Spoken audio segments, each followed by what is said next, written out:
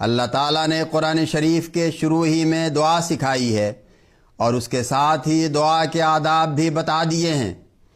سورہ فاتحہ کا نماز میں پڑھنا لازمی ہے، اور یہ دعا ہی ہے جس سے صاف معلوم ہوتا ہے کہ اصل دعا نماز ہی میں ہوتی ہے۔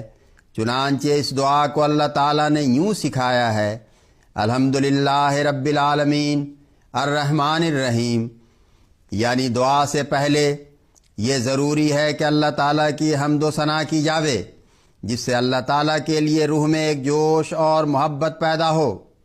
اس لیے فرمایا الحمدللہ، سب تعریفیں اللہ ہی کے لیے ہیں، رب العالمین، سب کو پیدا کرنے والا اور پالنے والا، الرحمن، جو بلا عمل اور بن مانگے دینے والا ہے، الرحیم، پھر عمل پر بھی بدلہ دیتا ہے، اس دنیا میں بھی اور آخرت میں بھی دیتا ہے، مالک یوم الدین، ہر بدلہ اسی کے ہاتھ میں ہے، نیکی بدی سب کچھ اللہ تعالیٰ ہی کے ہاتھ میں ہے۔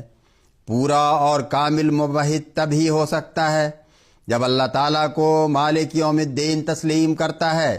دیکھو، حکام کے سامنے جا کر ان کو سب کچھ تسلیم کر لینا یہ گناہ ہے، اور اس سے شرک لازم آتا ہے، اس لحاظ سے کہ اللہ تعالیٰ نے ان کو حاکم بنایا ہے، ان کی اطاعت ضروری ہے، مگر ان کو خدا ہرگز نہ بناؤ۔